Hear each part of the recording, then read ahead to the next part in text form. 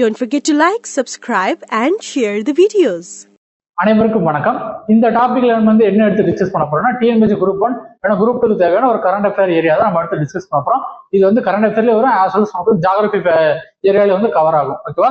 So என்ன டாபிக்னா வேம்பநாடு ஏரி. Okay, so நிறைய பேருக்கு தெரிஞ்சிருக்கும் வேம்பநாடு ஏரி வந்து கேரளா மாநிலத்தில் இருக்கக்கூடிய ஒரு ஏரி. ஓகேவா? சோ அதை பத்தி டீடைல்ஸ் நம்ம வந்து பார்க்க போறோம். எதனால ஃபர்ஸ்ட் நியூஸ்ல வந்துச்சு, அதுக்கப்புறம் இதை பார்த்தோம்னா ஜியோகிராபிக்கல் ஃபேக்ட்ஸ் எல்லாமே நம்ம எடுத்து டிஸ்கஸ் பண்ணுவோம். ஓகேவா? சோ ஃபர்ஸ்ட் என்னன்னா வேம்பநாடு ஏரி புனரமைப்பு திட்டத்தின் ஒரு பகுதியாக ஆலப்புழா மாவட்ட நிர்வாகம் 1000 நெகிழி சுத்தம் செய்யும் இயக்கத்தை நடத்த உள்ளது. ஓகே, முக்கியமா என்னன்னா நெகிழியை வந்து ரிமூவ் பண்ணக்கூடியது, பிளாஸ்டிக் வந்து ரிமூவ் பண்ணக்கூடிய ஒரு திட்டம் தான் இந்த திட்டத்தை வந்து தொடங்கி வச்சிருக்காங்க. ஓகே, சோ எங்கன்னா வேம்பநாடு ஏரியில. ஓகே, மாவட்ட ஆட்சியர் அலெக்ஸ் வர்கீஸ் தலைமையிலான அண்மையில் நடைபெற்ற கூட்டத்தில் நெகிழி இல்லா வேம்பநாடு பிரச்சாரம் மேற்கொள்ளப்பட்டது. ஓகேவா? சோ நெகிழி இல்லா வேம்பநாடு அப்படிங்கிற ஒரு டாபிக் வந்து ஒரு முன்னோடியா வச்சுதான் இந்த இனிஷியேட்டிவ் வந்து அவங்க வந்து எடுத்து பண்ண போறாங்க. ஓகேவா? சோ கரையில இருக்கக்கூடிய ஒட்டுமொத்த பிளாஸ்டிக். ஓகே, சோ வேம்பநாடு ஏரிங்கிறது இந்தியாவில இருக்கக்கூடிய 2வது லாங்கஸ்ட் ஒரு இது. ஓகேவா?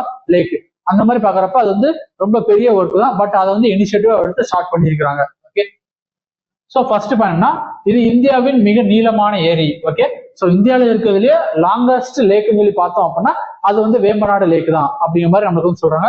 அதுக்கப்புறம் அதே போல் கேரள மாநிலத்தின் மிகப்பெரிய ஏரி இதுவாகும். ஓகே, சோ நம்மளுக்கு வந்து ஜியோகிராபிக்கல் ஃபேக்ட் வந்து நம்மளுக்கு வந்து கேட்குது. அப்புறம் டிஎன்பிஎஸ்சி குரூப் 2ல கூட நம்மளுக்கு கேட்கறதுக்கான வாய்ப்புகள் வந்து இருக்குது. இந்தியாவின் மிக நீளமான ஏரி எது அப்படின்னு சொல்லி கேட்டாங்க அப்படின்னா நம்மளுக்கு வந்து வேம்பநாடு ஏரி அப்படின்னு சொல்லி தெரிஞ்சிருக்கணும். இது ஆலப்புழா, கோட்டயம் மற்றும் எர்ணாகுளம் மாவட்டங்களில் 2033 சதுர கிலோமீட்டர் பரப்பளவில் பரவியுள்ளது. ஓகேவா? சோ எந்தெந்த டிஸ்ட்ரிக்ட்லாம் கவர் பண்ணா ஆலப்புழா, கோட்டயம், எர்ணாகுளம் 3 டிஸ்ட்ரிக்ட்லயும் வந்து இது வந்து கவர் ஆகுது. ஓகே, இது வேம்பநாடு காயல்.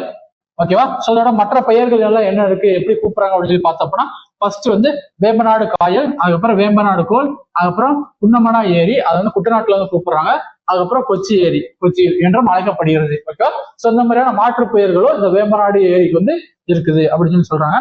அதுக்கப்புறம் இது எல்லாமே ஆறுகளோட நேம். ஓகே, சோ அந்த ஏரிக்கு வந்து எந்தெந்த ஆறுகள்லாம் சேர்த்து தண்ணி வந்து கொடுக்குது அப்படின்னு சொல்லி பார்த்தோம் அப்படின்னா மீனச்சில், அச்சன்கோயில், பம்பை மற்றும் மணிமலா ஆகிய 4 நதிகளில் இருந்து உருவான இந்த ஏரி மேற்கு அரபிக் கடலுக்கு செல்லும் வழியையும் கொண்டுள்ளது. ஓகேவா? சோ இந்த 4 நதிகள் சேர்ந்துதான் இந்த வேம்பநாடு ஏரிக்கு வந்து தண்ணீர் வந்து கொடுக்குது. ஓகேவா? சோ பத்திரமணல், பெரும்பலம் மற்றும் பள்ளிப்புறம் ஆகிய தீவுகளை சுற்றியுள்ள இந்த ஏரி கேரளாவில் உள்ள பிரபலமான உப்பங்கழி பகுதியாகும். ஓகே, சோ உப்பங்கழி பகுதி அப்படின்னா ஒரு பேக் வாட்டர் ஸ்ட்ரெச் சொல்லி சொல்லுவாங்க. ஓகே, இங்கிலீஷ்ல வந்து ஃபார் அன் எக்ஸாம்பிள் இந்த சைடு கடல் இருக்கு அப்படின்னா இது எல்லாமே கடல் அப்படின்னா இங்க வந்து லேண்ட் இருக்கும். லேண்ட்ல இருந்து நம்மளுக்கு வந்து அந்த டைடு மூலியமா உருவான ஒரு நீர் பகுதி. ஓகே, அந்த மாதிரியான பகுதி தான் இந்த பகுதியில வந்து இருக்குது. எங்கன்னா இந்த பத்திரமணல், பெரும்பள்ளம், பள்ளிப்பாரம். ஓகேவா? சோ இந்த ஏரியால வந்து அந்த உப்பங்கழி பகுதி வந்து இருக்குது. ஓகே, சோ அதுக்கு பேர் என்ன சொல்றாங்கன்னா குறுகிய கடை தீவு அப்படிங்கிற மாதிரி ஒரு பேரை வந்து கொடுத்துருக்காங்க. ஓகேவா? அதுக்கப்புறம் இதுல வந்து வல்லம் காளி, ஓகே, நேர்கோப்பை படகு போட்டியும் இங்க ஒவ்வொரு வருஷமும் வந்து நடக்குது.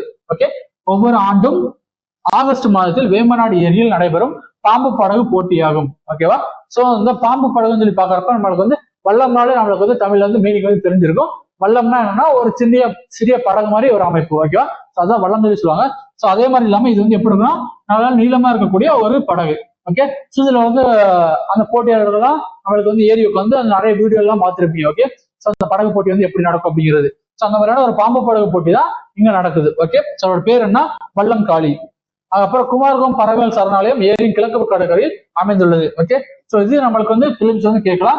இந்த குமாரகம் அப்படிங்கிற பறவைகள் சரணாலயம் வந்து எந்த மாவட்டத்துல அமைஞ்சிருக்குன்னா எந்த மாநிலத்துல இருந்து அமைஞ்சிருக்கு அப்படின்னா கேரள மாநிலத்துல இருந்து இருக்கு அப்படிங்கிற மாதிரி நம்மளுக்கு வந்து தெரியணும். ஓகே, அதுக்கப்புறம் 2002ஆம் ஆண்டில் ராம்சார் ஒப்பந்தத்தால் வரையறுக்கப்பட்ட சர்வதேச முக்கியத்துவம் வாய்ந்த ஈரநிலங்களின் பட்டியலில் சேர்க்கப்பட்டுள்ளது. ஓகேவா? So it is international wetland, important wetland. ஓகேவா? சோ அந்த லிஸ்ட்லயும் வந்து இந்த வேம்பநாடு லேக் வந்து இடம்பெற்றிருக்கு. ஓகேவா? எப்பல இருந்துன்னா 2002ஆம் ஆண்டுல இருந்து. சரியா? மேற்கு வங்காளத்தில் உள்ள சுந்தரமான காடுகளுக்கு பிறகு இது இந்தியாவின் 2வது பெரிய ராம்சார் தலமாகும். ஓகேவா? சோ இந்தியாவில இருக்கிறதுலயே ராம்சார் சைட்ஸ் வந்து நிறைய வந்து இருக்குது. அதுல வந்து ஃபர்ஸ்ட் மேஜரான ஒரு பரப்பளவு கொண்டது எதுனா சுந்தரவன காடுகள். ஓகே, சுந்தர்பன்ஸ் காடு தான் வந்து ஃபர்ஸ்ட் இருக்குது. அதுக்கப்புறம் அதிகமா எங்க இருக்குன்னா வேம்பநாடு லேக்கை சுத்தி இருக்கக்கூடிய அந்த வெட்லாண்ட்ஸ் தான். ஓகே, சோ இந்தியாவின் 2வது பெரிய ராம்சார் தலம் எது தெரிஞ்சுன்னா நம்மளுக்கு வந்து வேம்பநாடு லேக் அப்படிங்கிற மாதிரி நம்மளுக்கு வந்து ஃபேக்ட் வந்து தெரிஞ்சிருக்கணும். ஓகே, ஸோ இந்த வீடியோல என்ன பார்த்துருக்கோம்னா வேம்பநாடு ஏரி பற்றி தான் பார்த்துருக்கோம். நம்ம முக்கியமா வந்து பிலிம் ஸ்டாண்டப்ல நமக்கு என்னென்ன தேவை அப்படிங்கிற இடத்த நம்ம வந்து டிஸ்கஸ் பண்ணிருக்கோம். ஓகே, ஸோ லொகேஷன் எப்படி இருக்கு, இதோட முக்கியமான ஆறுகள் என்ன, அதுக்கப்புறம் எந்த பகுதியில அமைஞ்சிருக்கு, அந்த பறவைகள் சரணாலயம், அதுக்கப்புறம் வெட்லேண்ட் வந்து எப்படி இருக்குது, அந்த ஈரநிலம் வந்து எப்படி இருக்கு அப்படிங்கிற மாதிரி எல்லாமே வந்து டிஸ்கஸ் பண்ணிருக்கோம். ஓகேவா? ஸோ வேற வந்து சந்தேகம் இருந்துச்சு அப்படின்னா கீழே காமெண்ட் செக்ஷன் வந்து போடுங்க, அவங்களுக்கு ரிப்ளை பண்றேன். ஸோ அடுத்த வீடியோல பார்க்கலாம். அதுவரை உங்களிலிருந்து விடைபெறுவது கணேஷ் ஐஎஸ் அகாடமி. தேங்க்யூ.